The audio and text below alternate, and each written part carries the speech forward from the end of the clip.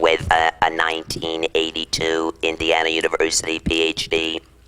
Our Yoder lecture has been honored as the University of Missouri, at the University of Missouri, as the Curator's Teaching Professor and Professor of English.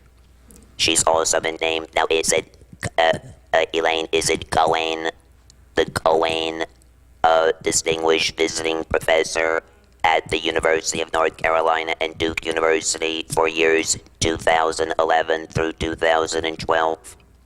She's the past president of this lovely academic organization, the American Folklore Society. And she's the author of, now I counted 6 books, is that right? Busy lady. And she certainly is one, and I'd like to really quote one of our most famous folklore seer, Paula Abdul. She is certainly one of the, quote, great shining stars, end quote, of our field. She really is a remarkably influential scholar and remarkably hard-working scholar, and we really have been looking forward to having her as the Yoder lecturer for many years. So it gives me great pleasure, and it's a distinct privilege to introduce our 2010 Don Yoder lecturer in religious folk life to you, and that is Professor Elaine Lawless.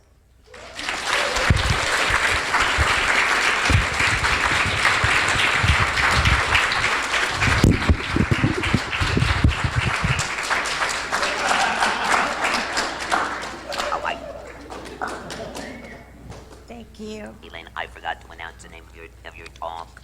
Oh, okay, go ahead. I'm not done.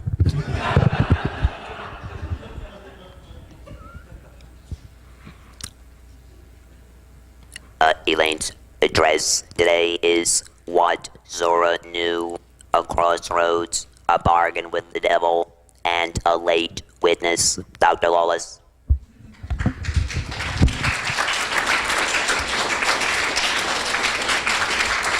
Wow. That we could all live to have Leonard introduce us. Thank you. It's a tremendous honor to be here. Is the mic okay? I want to thank Leonard Premiano and Maggie Cruzy and the folk religion section of the AFS for inviting me to this lecture, to give this lecture today. And I thank my dear colleagues, Marilyn White and Todd Lawrence, for agreeing to respond. So when I'm done, don't move, because 2 very important people are going to talk about this talk. And they did get it about a week ago, right? Yeah. In kind of a different version. I really scared Marilyn, because I told her I keep changing it and cutting it, so we hope that her response will still be okay. In tribute to Don Yoder, and I want to make sure that I'm on the first slide here, and I apologize, we're the whole computer thing. In tribute to Don Yoder, this lecture on Zora Neale Hurston begins with the acknowledgement that Zora Hurston spoke from the pulpit every time she wrote. I'm quoting from Gary Cuba, who so convincingly writes that Hurston did not follow the conventional path of testifying to her father's faith.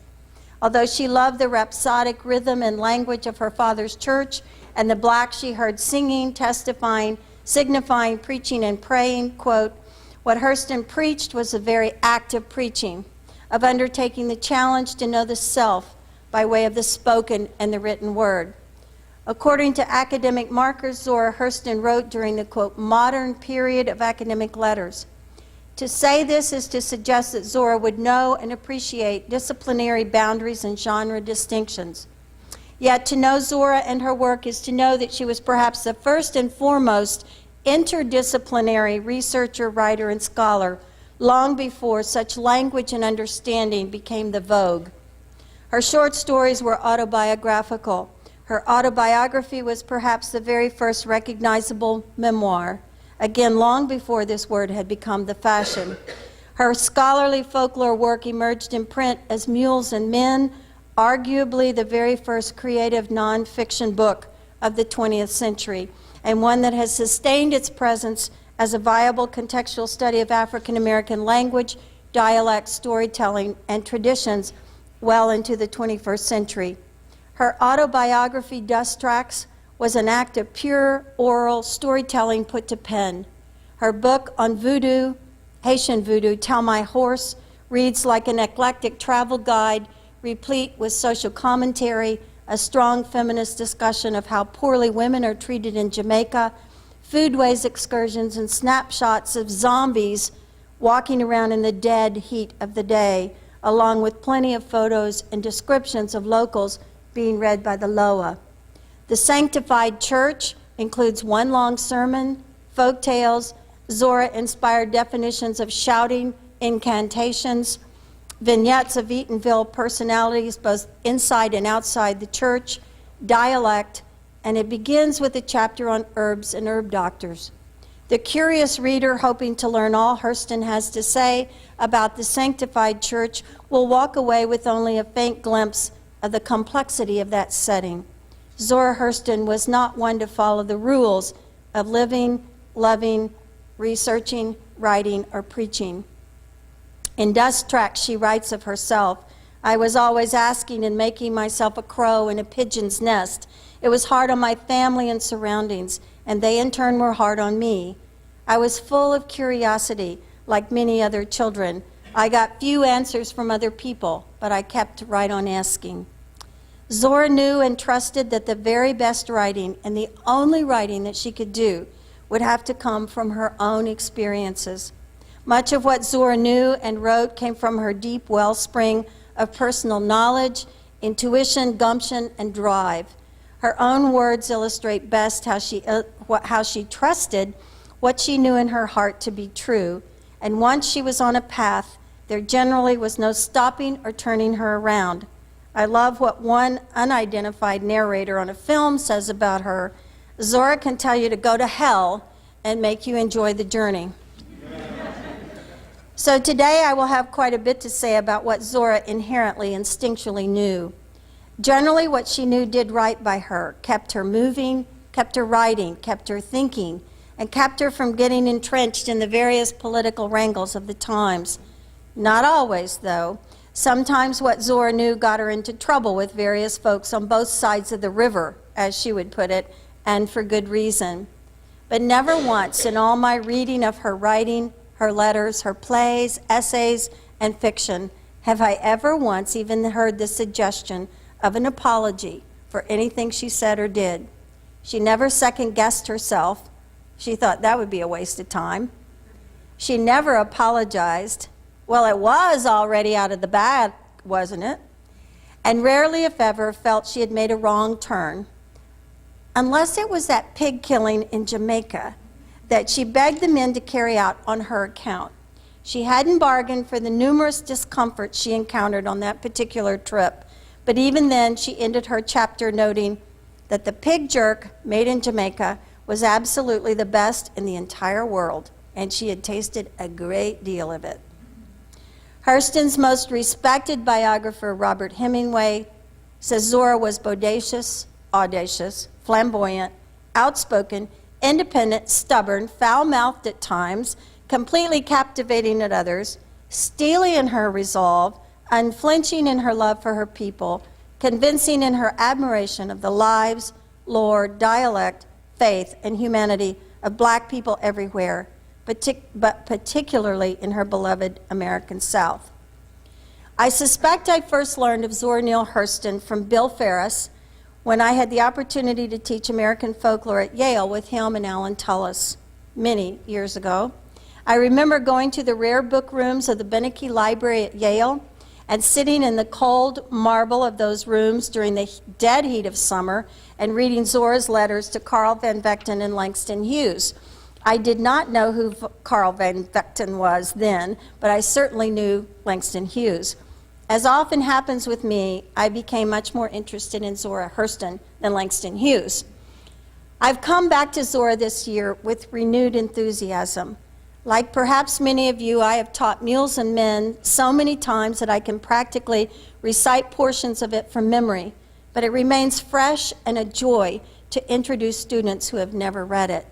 And I regularly teach Their Eyes Were Watching God in every literature course I teach, It is hands down one of my favorite novels.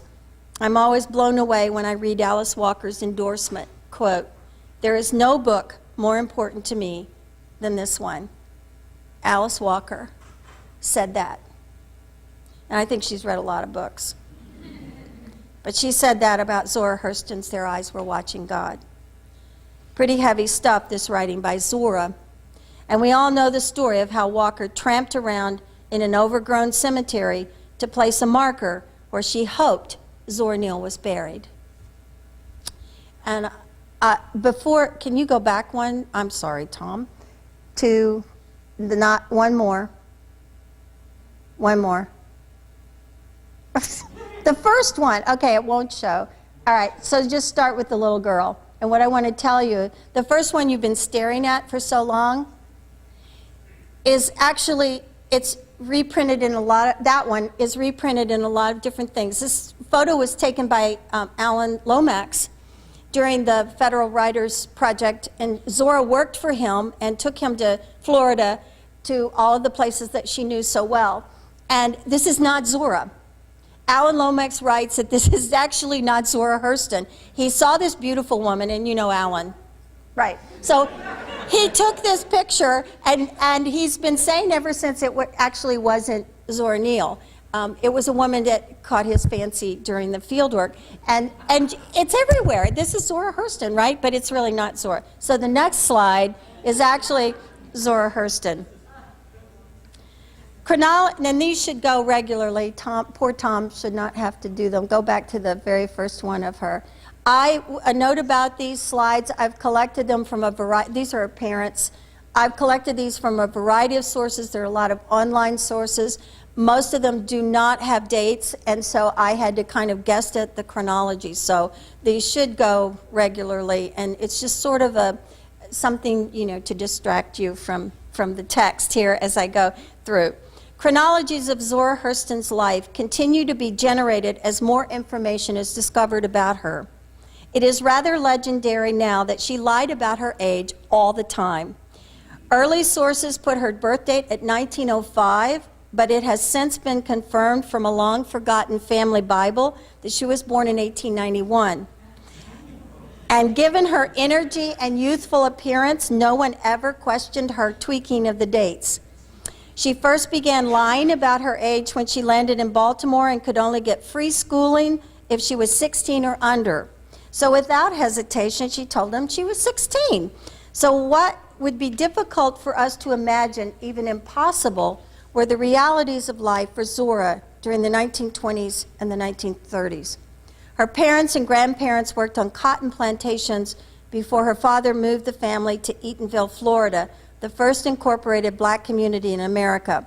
And no, Zora was not born in Eatonville. That is part of the folklore she has produced about herself. Zora's father became a preacher and eventually became the mayor of Eatonville. Zora thrived in this all-black town, meeting whites only occasionally as they passed by on their way from other nearby communities.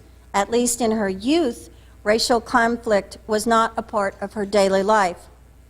But Zora knew experience alone could not sustain her or her work. She knew she had to get more education.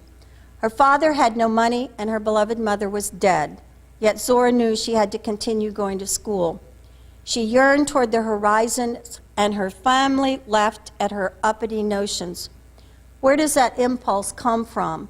How is it even identified in a culture where schooling is not the norm, where leaving home other than to be married, have kids, and work in the fields is rarely even contemplated, much less entertained?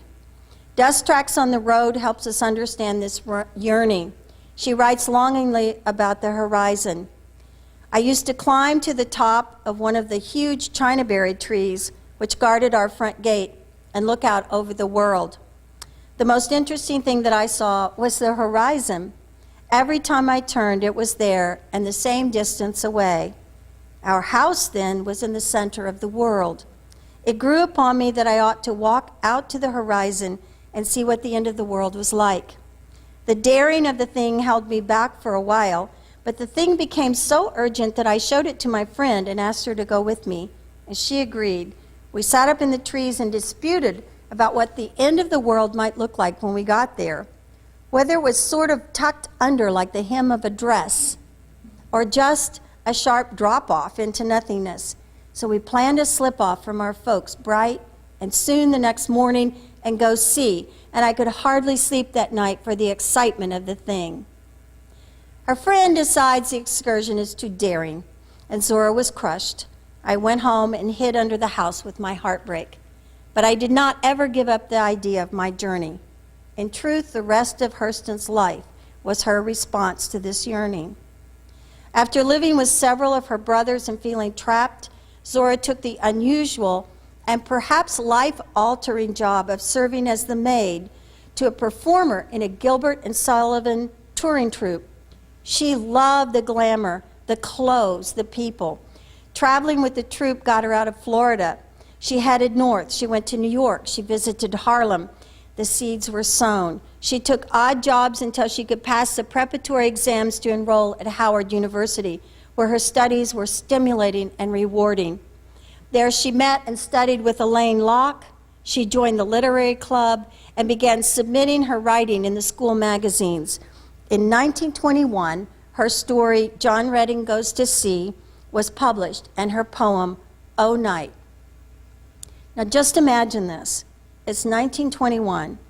Zora is at Howard University. She is passing as a woman under 20, when in fact, she is nearly 30 years old. Her writing is being published, appreciated, and talked about. She sits in salons with Elaine, where she hears the various greats of the Harlem Renaissance read their fiction, poetry, and essays, and she talks with them about her work. Zora knew she had just died and gone to heaven. When she received $200 from Lippincott for Jonas Gordvine, her first novel, she was ecstatic. She ran to the Western Union office and wired them back, "Terms accepted." Of this experience, she wrote, "I never expected to have a greater thrill than that wire gave me. You know that feeling when you found your first pubic hair? It was greater than that."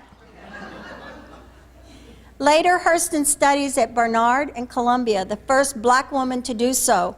She took classes with Franz Boas that would affect her work and life, her entire career.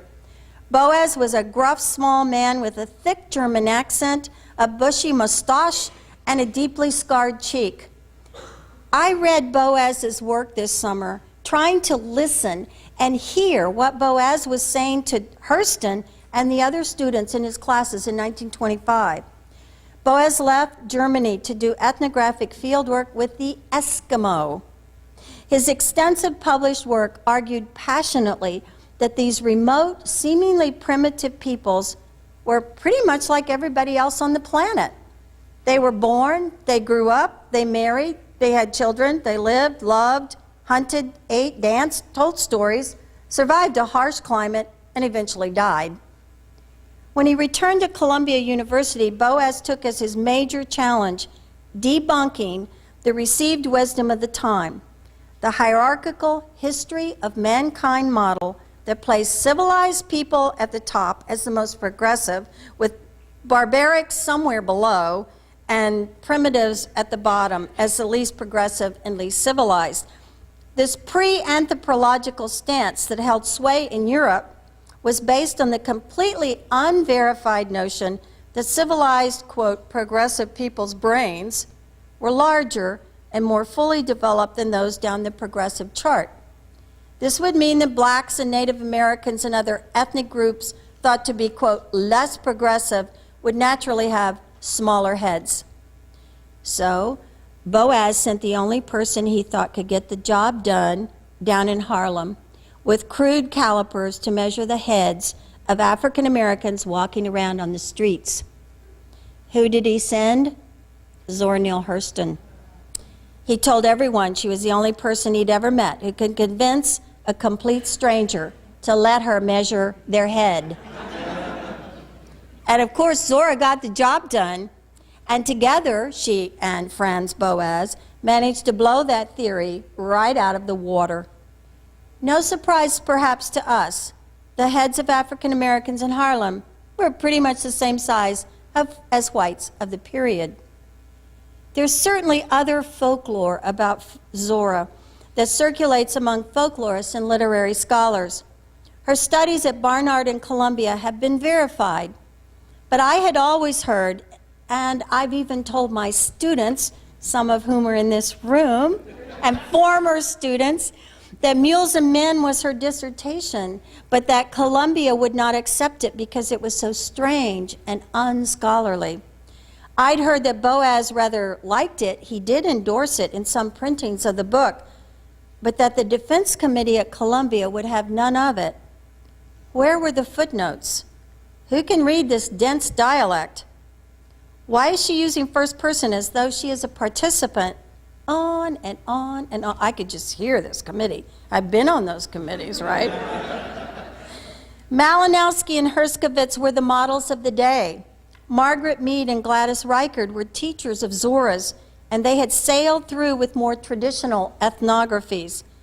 Elsie Clues Parsons was on the fence, but apparently never supported Zora Hurston as a graduate student, although she declared her open support for, quote, Negro students in the academy on some occasions.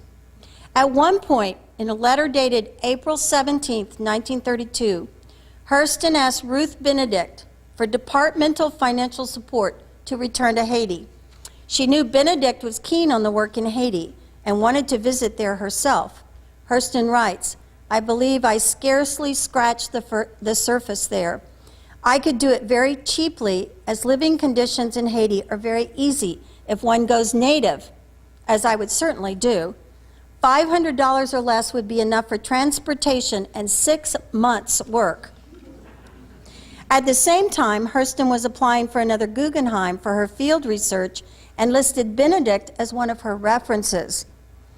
Kaplan's footnote in her letters of Zora Neale Hurston to this letter from Hurston to Ruth Benedict reveals that Ruth Benedict's, quote, confidential report to the Guggenheim Foundation claimed Zora Neale Hurston lacked the discipline and order necessary for field work.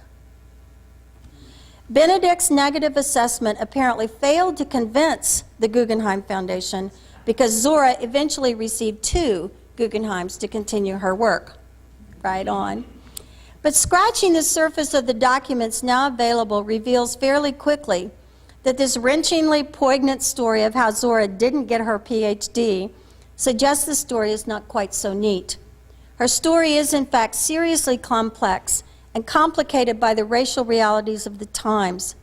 The fact that she did not get her PhD at Columbia does not seem to have been directly racially motivated, but the factors surrounding this book and her work were most definitely about race and ownership of one's work and the realities of being poor and black and female during the Harlem Renaissance. Instead of accepting the $700 given to her to attend Columbia when she had been promised $2,500, she accepted the 2 Guggenheims to go to Haiti and to Jamaica to collect folklore. Like so many of her black contemporaries who yearned to be writers, Zora Hurston had to find a rich patron to finance her education and her many field research trips to the American South, to Jamaica, and to Haiti. But the money ran out quickly. After 2 other wealthy women had provided some funding for Hurston's work, she was introduced to Mrs. Osgood Mason, also Langston Hughes' patron, who almost immediately was drawn to Hurston and her work with what Mason saw as, quote, native primitives. She must have known in her heart when she signed away all her rights to her own materials to Mrs. Mason that she had signed a deal with the devil. I don't know if you've yet seen the picture of the white woman, but that's Mrs. Mason. In Hurston's writing, we do not hear stories about her anger and frustration with Mrs. Osgood, her patron. Only in reading her letters to, quote, godmother, and to her other friends and family, can we locate this part of Hurston's story. Godmother is what Zora dubbed her, probably tongue-in-cheek, but their relationship was fraught with the pain of Mrs. Mason's diabolical desire to own Zora and everything she collected. For years, Mrs. Mason provided measly amounts of money to Zora for her field research, her theater productions, her return trips to Haiti and Jamaica. And in return, Zora was required to itemize every expenditure down to her sanitary napkins. She writes her patron almost every day, sometimes more than once, trying to keep her abreast of her activities, how much she's written, what she has collected. Godmother had had her sign a contract agreeing that in return for her generosity, anything Zora collected, produced, wrote, everything was owned by Mrs. Mason. And Mason kept everything Zora mailed back to her in a locked bank vault, unavailable to anyone, including Zora. When she needed to show material she had collected to Elaine Locke, Langston Hughes, or show photographs and films made on site in Haiti to Ruth Benedict, she had to write to Mrs. Mason and beg her to let her have some of her own materials, with a promise to return them immediately to the vault. Zora has been harshly criticized for pandering to Mrs. Mason, for calling her godmother patron to the primitives, and signing her letters, "Your favorite darky," or "Your little pickaninny." But Zora knew what she was doing. She was stroking the only person at the time with the money and the inclination to help her do what she desperately wanted and needed to do, collect folklore. In one letter, she tells Godmother she couldn't write her the day before because she did not have the money for a stamp. Luckily, she says, her brother stopped by and gave her 6 stamps he had with him. In 1932, she writes that she's been visited in her flat in New York by Elaine Locke. Together, they agree that she could not stay in her flat because she didn't have enough money to keep it. She wrote Godmother telling her exactly how dire her straits really were. Godmother's response was that Zora should leave and go where she could live for less money. Hadn't she said at one time that she could live in Eatonville for free? Could she go there? And Godmother warned her, do not leave without paying the rent, and leaving that for her to settle later on. And her next letter to Godmother is chilling. Quote, "I am enclosing the bills I owe, which I must settle before I can leave. I can get my things moved to Brooklyn and the place cleaned out for $23. One other item of expense, Godmother. I really need a pair of shoes. You remember that we discussed the matter in the fall and agreed that I should own only one pair of shoes at a time. I bought a pair in mid-December, and they've held up till now. This is in April. My big toe is about to burst out of my right shoe, and so I must do something about it." In other letters to Elaine Locke, Hurston recounts Mrs. Mason's severe requirements on her, noting that she must move again because she cannot pay the $8.50 rent for her apartment. Apparently, Locke does not step in to help her, but agrees she should try and find cheaper accommodations even after she outlines for him how she had already sold her radio, her bed, and most of her kitchen utensils in order to pay her bills. Following the first year of her studies with Franz Boas, Hurston tells him she will have to correspond with him in secret because of the contract she has signed with Godmother, forbidding her to talk about any of her collected fieldwork. The binds this arrangement had on Hurston are nearly incomprehensible for us to imagine. There came a point where continuing her field research or getting her degree were in direct conflict with each other instead of the very opposite, as it should be, and Zora chose folklore over the academy. Zora knew this was a major crossroads for her. She left the academy knowing she would have to strike out on her own with all the fancy academic trimmings, including those pesky degrees. Her mission became both simple and profound, and I quote, "Research is formalized curiosity. It is poking and prying with a purpose.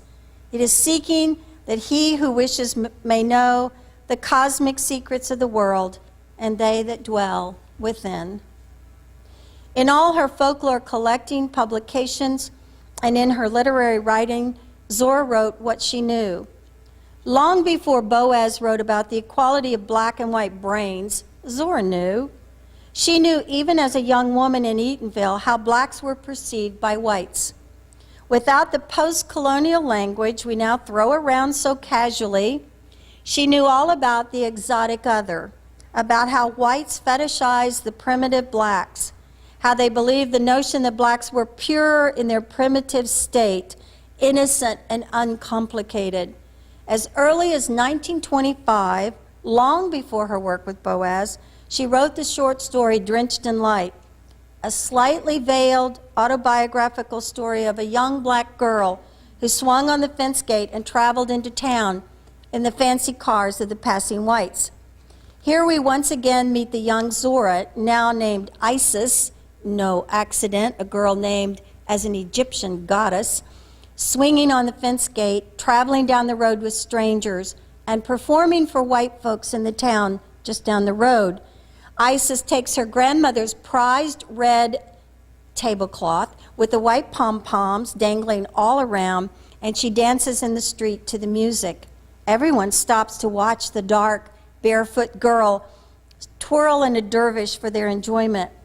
When the white woman invites Isis to ride in their luxurious car with its leather seats, some of the men in her party demur, but she is insistent. Isis's grandmother hurries out to brush the girl's hair and clean her up. But no, interrupts the white woman Helen, the melancholy white woman. She needs the girl with her, just as she is. I need some joy and light in my life. God knows I need it. Isis has become the fetish for the white woman who considers her innocent and pure and primitive. Hurston knew that blacks were seen as the exotic other for the whites, a fetish for all their empty hopes and dreams. Her Isis is not ignorant. She knows she will get treasures from the whites in town. And as the reader knows, Isis is not a goddess. She lives in a real world where her grandmother will no doubt whip her fiercely for both going to town to entertain the whites, but more for taking her treasure, her new red tablecloth. Isis's world is no more pure and innocent than anybody else's. Her grandmother yells at her constantly, telling her to stop dancing, fix her skirt, sit with her legs together, a loud, irritating, running litany of do's and don'ts. Isis's world is as complex as the white woman's, but she plays her, and she plays her part well. Eventually, Hurston breaks with Mrs. Mason and enters a life without any sure funding. She taught at several colleges, arranged elaborate theater groups, and traveled to St. Louis for the folk festival there. And I think she took 90 performers to the folk festival in St. Louis, which is amazing. She met Alan Lomax during the Federal Writers Project and took him to Florida to collect folklore from the blacks she knew so well. And she continued to collect folklore, write short stories and novels, and publish political pieces wherever she could. Zora knew how to write about race and gender politics without the rancor that often put readers off, both black and white. Her writing is more subtle, but no less powerful. One white critic was so pleased with Hurston's work, he crowed, "Lucky for us, there are no stories here that play the race card." He found Hurston's writing, quote, free from the political issues that weigh down the other Harlem Renaissance writers. But what irritated her black contemporaries in the Harlem Renaissance was that Zora was often writing about intra-race politics and gender. In fact, her politics of race were often more complex than the black versus white rhetoric of the time.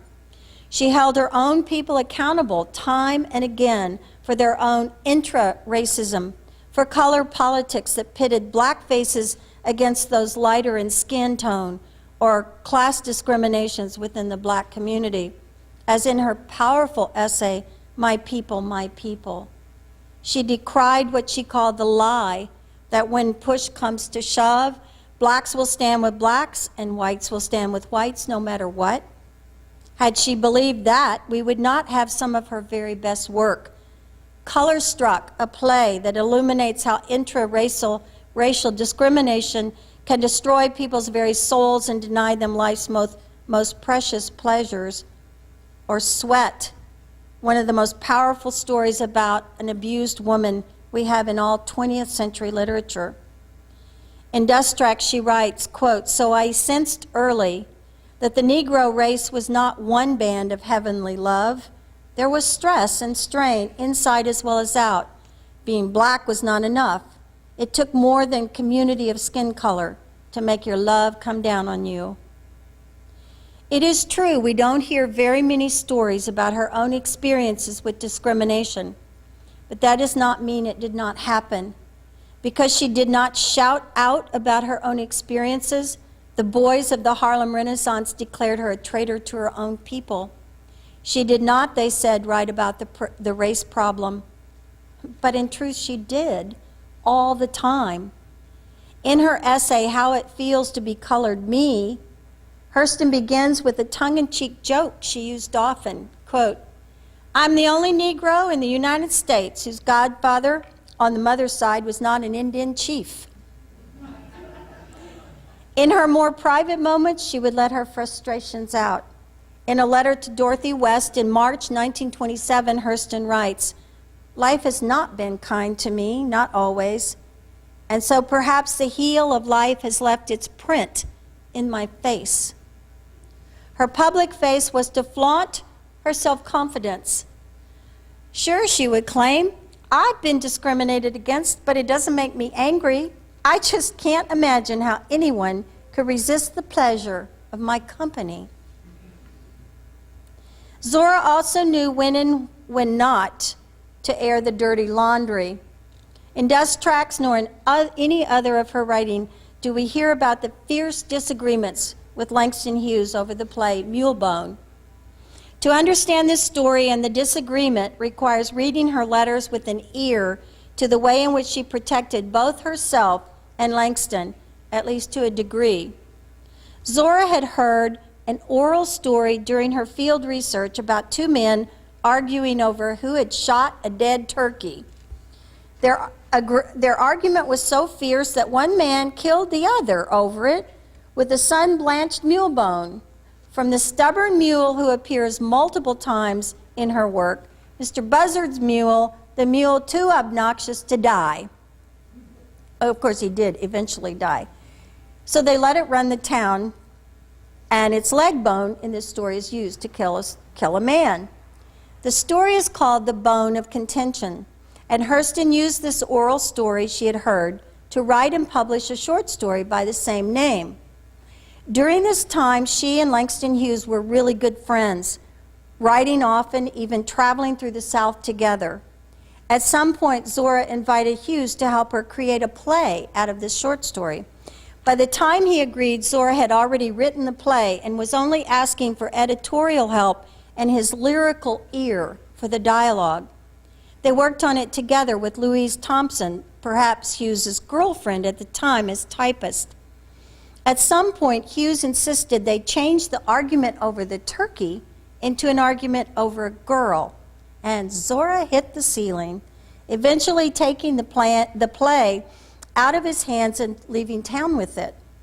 She went south, sat down, reworked it as she had originally imagined it, and then she walked down to the copyright office and had it copyrighted in her name alone.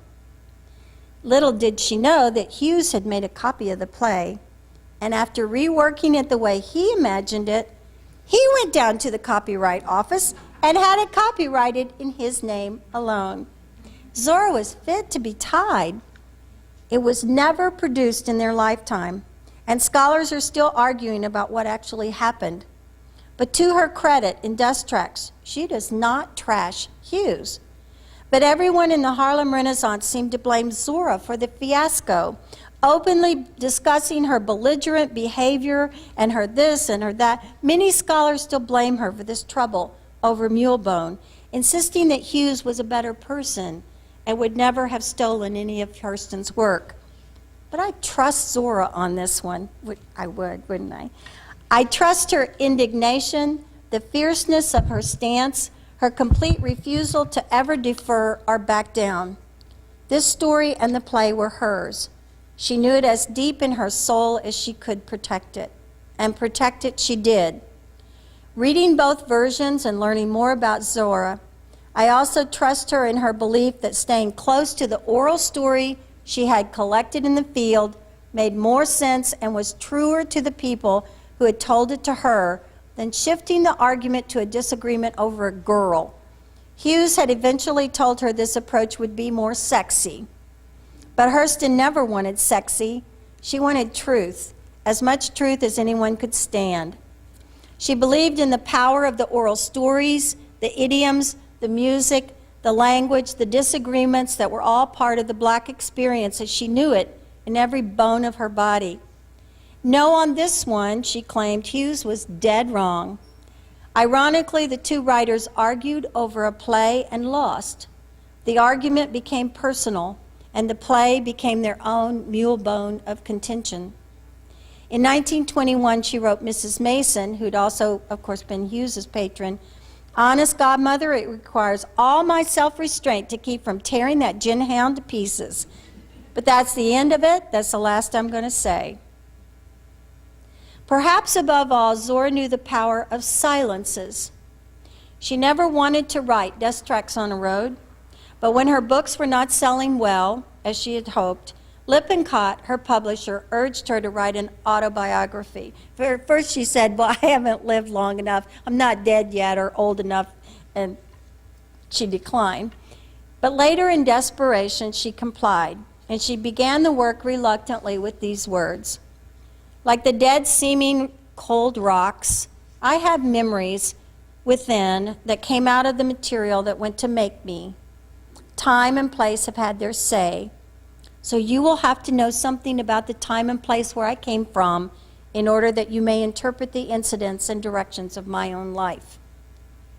I propose that Dust Tracks is a conjure for those of us who wanted to know more about Zora than she wanted to reveal. Here she has laid dust tracks down to lure us away from her personal life. She writes of her youth and how she loved her home in Eatonville, but she also longed to find the horizon, to jump at the sun, as her mother had advised, and go on adventures. Her book was her way of saying, I'll give you a little bit, but not a lot. Perhaps those who encouraged her to write an autobiography wanted details. They wanted truth, the juicy stuff that no one could quite pin down on Zora.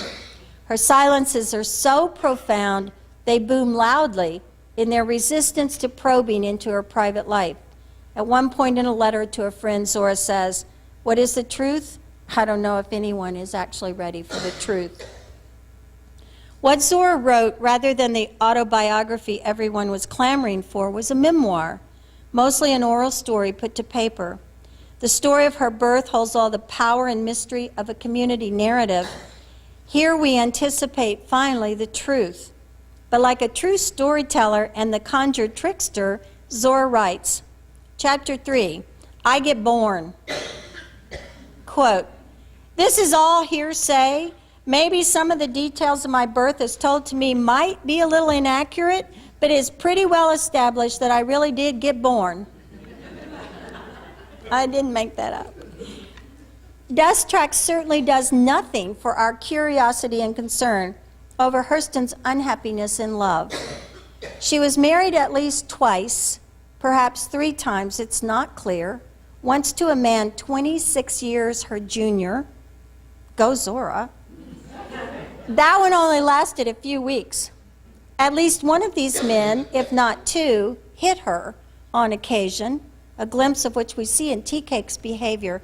In their eyes were watching God, and her personal reaction to being beaten by a lover was to appropriately leave him without remorse. Most significant for Zora, anyway, it seemed that the men in her life expected her to give up her career, her life in the field, her writing for them. They expected her to stay home and take care of them, and she was adamant. Nothing came before her work. She was happy when she was working. She would write her friends and say she'd been ill, but the work was going well. She was happy because she was collecting or writing or directing a theater production of black music and drama. Her work fed her, so she had to let the men go. We hear only hints, even if we dig deep.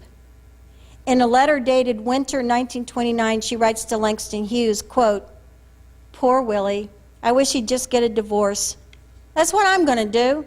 Should I do it now or should I wait till the job is over? Herbert's in St. Louis. I'm just not going to let myself be annoyed. I have too much to do and too much to live for to have someone nagging me and destroying my energizing force." Beyond hints, we certainly do not hear more than this about Zora's lovers, her intimacies, her marriages, and her divorces. She does not even tease us with partial truth. She offers what she herself said her people were so expert at, quote, "the featherbed of resistance." Until her later years, Hurston was never a person who loved to be alone. She thrived on social interactions.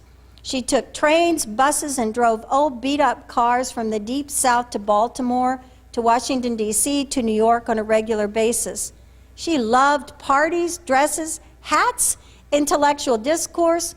One story that's told over and over is how she marched into a large after-theater party decked out in a glittering dress, red boa, and a hat sitting askance on her head, and yelled out very loudly, "Color struck!"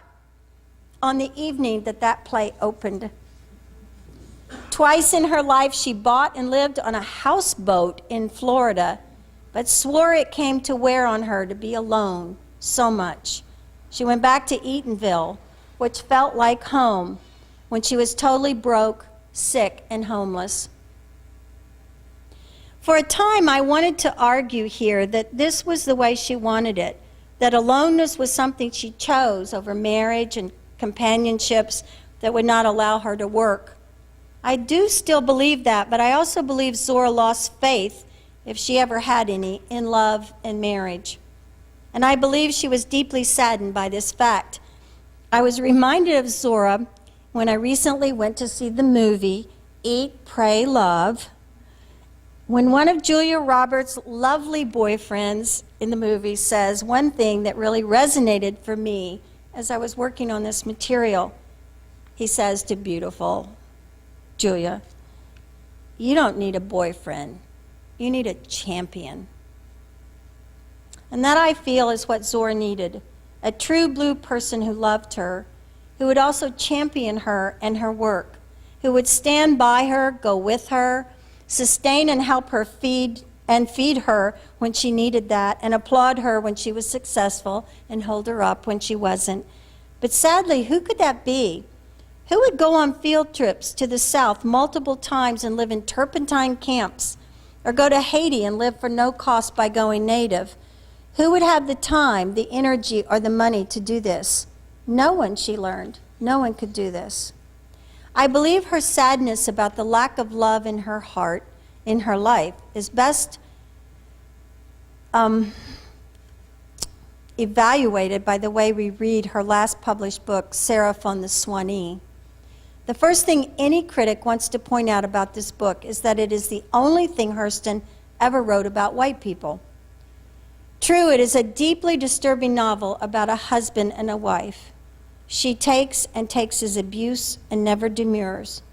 He requires that she submit all of her being to his life and his needs. At the end of the novel, she does just that, swearing her love for him and assessing her own worth by the amount of herself that she can sacrifice for him. I think Hurston chose a female character, a white female character, as unlike herself as she could imagine, to tell the story of her loss of faith in love. In Hurston's writing, we know which characters are Hurston herself. I'm teaching a course only on Zora Neale Hurston right now, and the students are going, God, I've read this 16 times already. But you have to realize that she does use things over and over. She never hides that fact, even when she gives them different names. In fact, it's interesting that Hurston's career is bookended by her first story about the sacrificial crucifixion of John Redding, who dies, and her last story about the sad, selfless Arva. Clearly, Hurston would rather die than sacrifice herself for the scraps of love available after becoming diminished and invisible. Whatever else Zora believed, she knew and respected. This is great. This is perfect. She respected the power of conjure. She's looking for the hoodoo doctors in the South. Zora knew, before Barry Tolkien knew, the dangers of dabbling in conjure work. Nearly every story, from John Redding to Spunk to Jonas Gordvine, alludes to conjure and the consequences of not taking root work seriously. From the very beginning, Hurston writes of hoodoo as a recognized system of religious belief. Her work in the South was vindicated with her work in Haiti and Jamaica. In Dust Tracks, she writes, "I tumbled right into the Missionary Baptist Church when I was born. Her father was the preacher. From the pews, I heard a ready acceptance of all that Papa said. Feet beneath the pews beat out a rhythm as he pictured the scenery of heaven. Heads nodded with conviction in time to Papa's words. That should have been enough for me," she writes, "but somehow it left a lack in my mind. As I grew, the questions went to sleep in me. I just said the words, made the motions, and went on."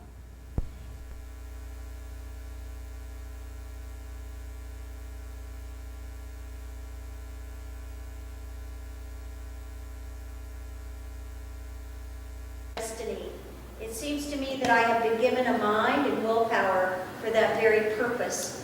Prayer is for those who need it. From her early beginnings, Hurston recognized how the high drama of her father's church paralleled with a deep-rooted belief in conjure. In 1935, in Spunk, the play, Hurston dares to bring the conjure ceremonies onto the stage, complete with a bishop who creates a conjure altar, complete with candles, incense, blood, ceremonial dancing, and men dressed like cats. She walked the tightrope of presenting this belief as belief and facing the critics who said she was catering to white stereotypes of black people in the South. Later, of course, Zora plunges into her hoodoo research with gusto. She studied with at least 6 New Orleans hoodoo doctors learning their trade. Many a folklorist, including myself, has remarked on the fact that Zora may have been less than truthful about why she wanted to have her own hoodoo experiences. But to be fair, Zora learned in order to write. She wrote of her own experiences with the hoodoo experts, often refusing to reveal many of their top secrets. She turns her toenails to New Orleans, where she finds hoodoo burning with a flame, with all the intensity of a suppressed religion. It has its thousands of secret adherents. It adapts itself like Christianity to its locale, reclaiming some of its borrowed characteristics to itself. Belief in magic is older than writing, she says. The way we tell it, hoodoo started way back there before everything. 6 days of magic spells and mighty words, and the world with its elements above and below was made. And now God is leaning back, taking a 7th-day rest. And it was way back there, the old folks told it, the raw head and bloody bones had reached down and laid hold of the taproot that points to the center of the world. The worship is, she claims, bound in secret. Nobody can say where it begins or ends. Mouths don't empty themselves unless the ears are sympathetic and knowing. Her research in the American South resonated well with her work in Haiti and Jamaica. She writes, "Of my research in the British West Indies and Haiti, my greatest thrill was coming face to face with a zombie and photographing her. This act had never happened before," she says, "in the history of man. I mean, the taking of the picture," she said. "It was a tremendous thrill, though utterly macabre. I went to voodoo ceremonies in Haiti, and the ceremonies were both beautiful and terrifying. I did not find them any more invalid than any other religion. Rather, I hold that any religion that satisfies the individual urge is valid for that person. This does satisfy millions, so it is true to their believers." Zora began to believe that perhaps, and that's why I say she knew this before Barry Tolkien did, that she had delved too deeply in a religion she did not know well. She began to have intense bouts of stomach problems that kept her in bed for weeks at a time. She writes to a friend, "There have been repercussions. It seems that some of my destinations and some of my accessions have been whispered into ears that heard. In consequence, just as mysteriously as the information traveled, I have had a violent gastric disturbance. She landed in a hospital, and she did not think she would live. Some of Hurston's most poetic lines seem appropriate to end this little excursion. Well, that is the way things stand up to now. I can look back and see sharp shadows, highlights, and smudgy in-betweens. I've been in sorrow's kitchen and licked out all the pots. Then I've stood on the peaky mountain, wrapped in rainbows, with a harp and sword in my hands. When I had to swallow in the kitchen, what I had to swallow in the kitchen has not made me less glad to have lived. My sense of humor will always stand in the way of my seeing myself, my family, my race, or my nation. May I be granted a just mind and a timely death. My hat goes out to Zora Neale Hurston. I stand as a late witness, bearing testimony, and hoping that we might all stand as brave, as true, and as strong as she did against all odds, and maintain our sense of humor all the while. Thank you.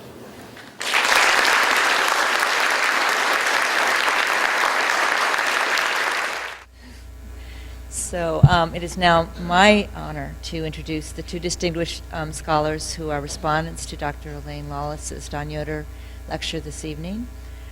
Dr. Marilyn White is professor of anthropology at Keene University in Union City, New Jersey. She teaches cultural anthropology and African American studies and researches African American folklore, family folklore, folk narrative, jokes and humor, African American celebrations, foodways, folklore in the Caribbean, and folklore and the environment. And I'm also going to introduce our second respondent. Dr. Todd Lawrence is Associate Professor of English at the University of St. Thomas, teaches African American culture and difference, African American literature and expressive culture, the Black Arts movement, folklore, and has published on Zora Neale Hurston and other noted African American writers and artists. And we welcome both of them up here to comment on Elaine's talk. Thank you.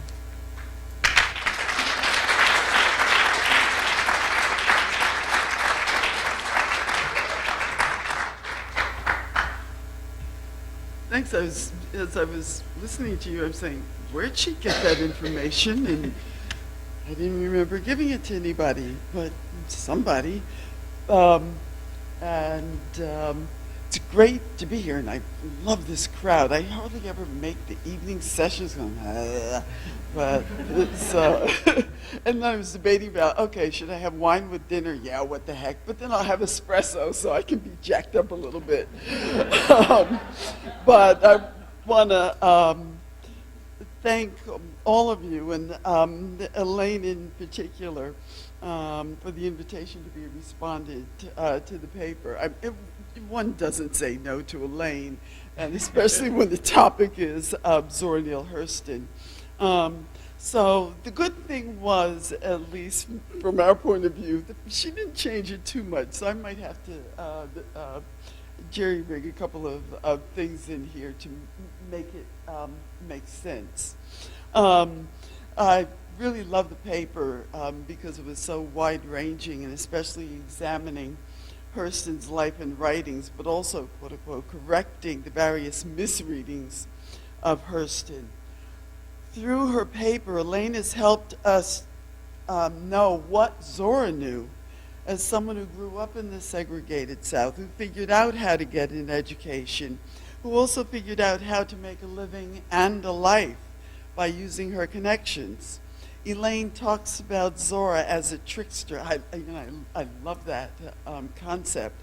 And though she was used by her patrons and mentors, as we heard, Zora flipped the script and was able to do the field work and the research and the writing that fed her soul.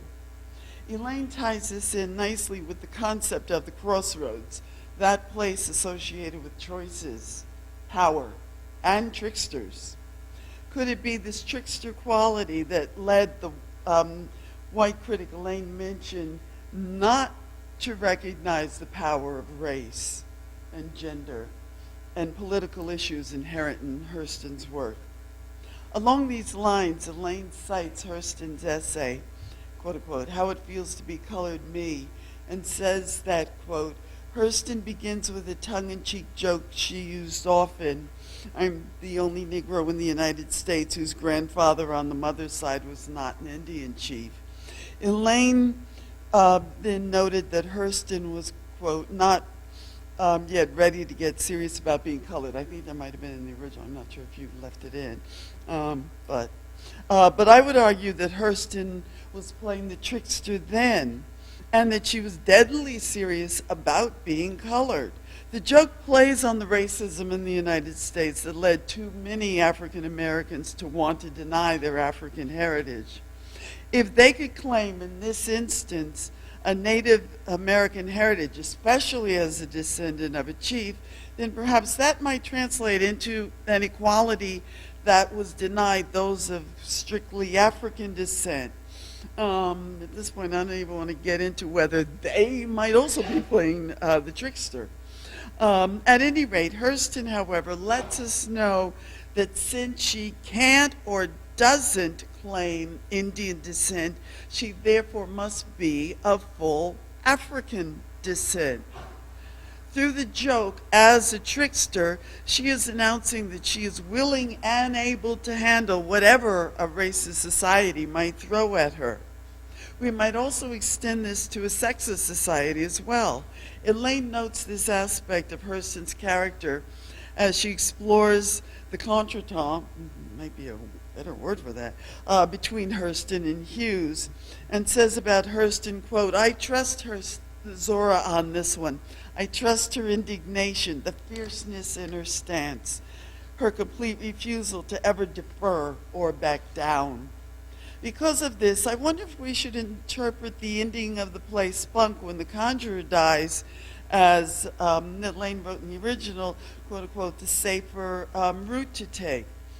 I'm wondering if Zora might not also be playing a trickster there. Okay, we've got the one version of the work and we've got another version that gets performed, and there are two different endings. I'd also like to ask Elaine if she might not like to reword her assessment about Hurston and her love life in particular, in commenting on Seraph on the Sewanee. Quote, clearly Hurston would rather die than sacrifice herself for the scraps of love available after becoming diminished and invisible, end quote.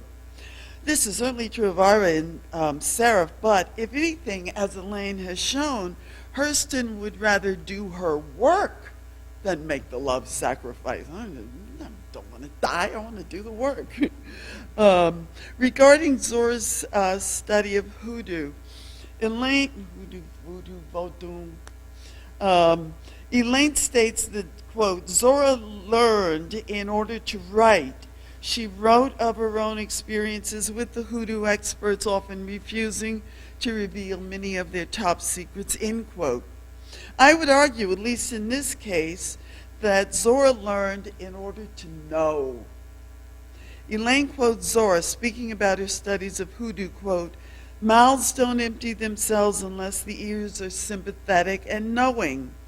In other words, to learn is to be able to hear, and to hear is to know about hoodoo, and to know about when, where, and with whom to share. But this too fits in with Trickster Zora. Yes, I know, and you know I know, but I'm not telling you because you don't know. At the beginning of her paper, Elaine quotes critic Gary Cuba. Quote, this was not included in the version that you delivered, but I love this and I want to use this.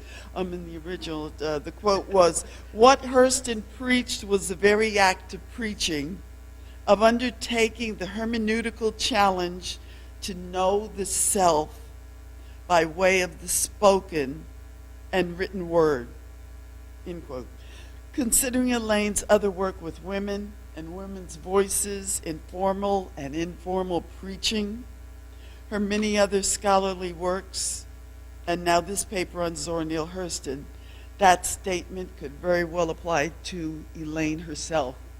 So thanks, Elaine, for this gift of your insight into one of my favorite folklorists and novelists.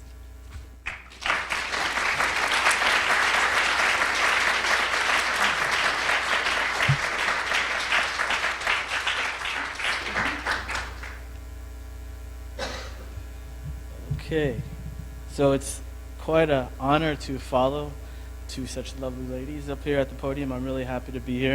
And I'd like to thank Leonard and Margaret for asking me to be a part of tonight. I want to say a couple things before I start here. First is, it was really nice to have my teacher call me a colleague earlier.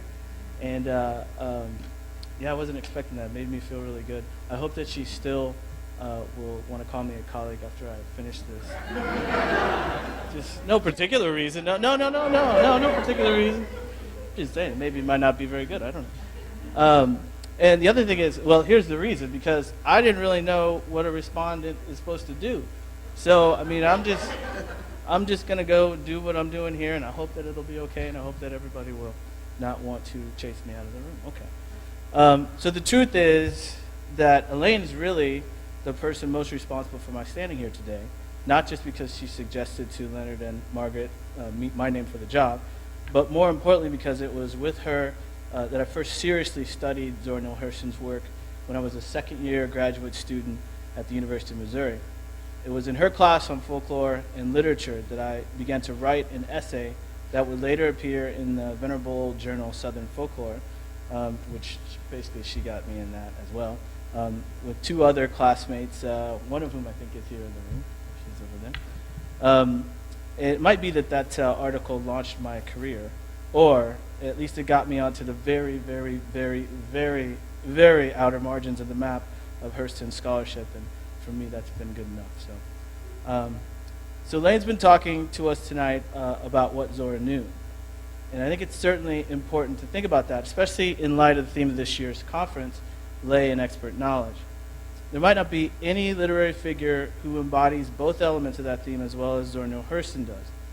Zora knew the spirit animating the black soul in the South, as well as she knew the theories that she learned from the King of Kings, Papa Franz Boas.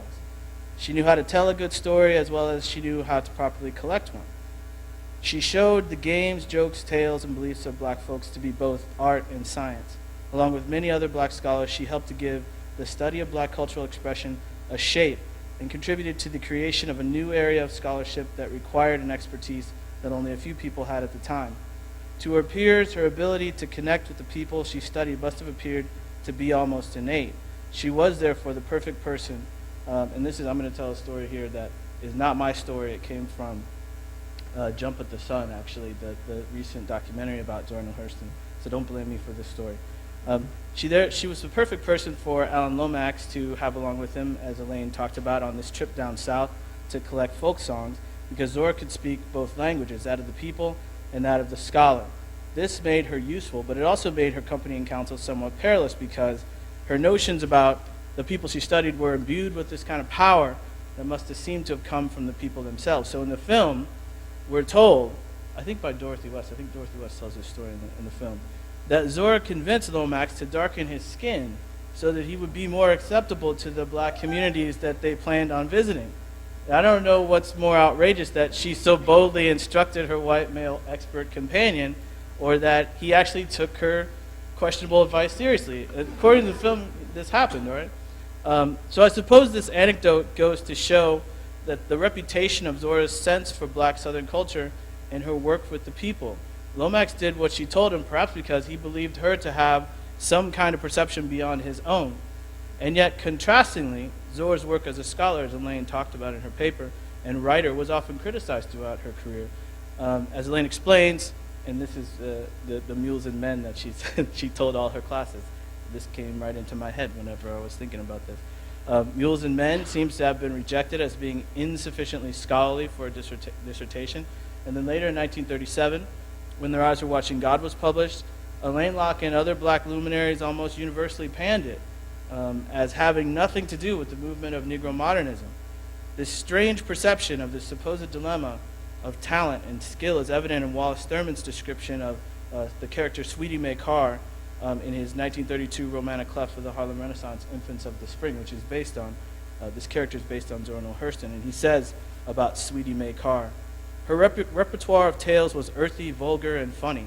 Her darkies always smiled through their tears, sang spirituals on the slightest provocation, and performed buck dances when they should have been working. Sweetie Mae was a master of Southern dialect and an able raconteur, but she was too indifferent to literary creation to transfer to paper what she told so well. The intricacies of writing bored her, and her written work was for the most part turgid and unpolished. But Sweetie Mae knew her white folks. Here, this supposed conflict between folk and literary knowledge is used against Zora. It's interesting that even a close friend such as Thurman would fixate on this so-called deficiency. Like the folks she spent so much time with, apparently, Zora could tell a good story, but she lacked the focus and formal expertise necessary to write one. Apparently, the two skill sets just weren't compatible. Today, we know how wrong Thurman was about Sweetie Mae and Zora. We are now privileged to have access to a body of work that, as it continues to grow, which is amazing, all the new stuff that keeps coming out every year, it also continues to demonstrate the very particular genius of Zora Neale Hurston. That genius being, for me, that for her, lay knowledge was a kind of expert knowledge. For Zora, the ability to tell a good story goes hand in hand with the ability to write one. We witness in the speakerly quality of their eyes watching God the expertise of a folklorist and storyteller. In the innovation of Dust Tracks on the Road, the audacity of a conjure woman. In the meticulous ethnographic eye of Tell My Horse, the self-awareness of a performer. She keeps showing up in there, right? Unfortunately, because of this unique ability to consistently bridge the gulf others were afraid to cross, to merge the lay and the expert into one, she and her work were sometimes seen as inappropriate, outrageous, objectionable. She was even seen as unhinged sometimes during her lifetime. But Zora didn't care. While others thought that black folklore was something precious to uncover and present as if it was an artifact, Zora wasn't afraid to live it and celebrate it in a way that made others nervous. She wasn't afraid for anyone, white or black, to know that she loved it. She sang out unashamed. In the time of the new Negro, the talented 10th, racial uplift, when it was wise to be measured and careful about the way racial identity was performed, Zora was adventurous and flamboyant. Now, maybe I can best express it in this comparison. I don't know if this works or not, but I'm going to try it. For the Honorable Dean of African American Letters, W.B. Du Bois, the sorrow songs were like Mozart. For Zora, the spirituals were like James Brown. So for Zora, the culture and people she studied were like a part of herself. Their world could become her world. No wonder she could so easily cross over to become a hoodoo mambo or a member of that charismatic evangelical church in Beaufort, South Carolina. She was both observer and participant, scholar and practitioner. And at a time when those who studied the culture of the black diaspora were really just beginning to understand the full wealth, beauty, and complexity of the body of cultural production that Michelle Wallace, I think, so aptly calls the archive, Zora recognized that it was not simply the dying gasp of a primitive people soon to be civilized. Zora already knew that it was, and would ever continue growing and developing, that the culture of African-descended peoples in the Americas would always be a wonderfully living thing. Thanks.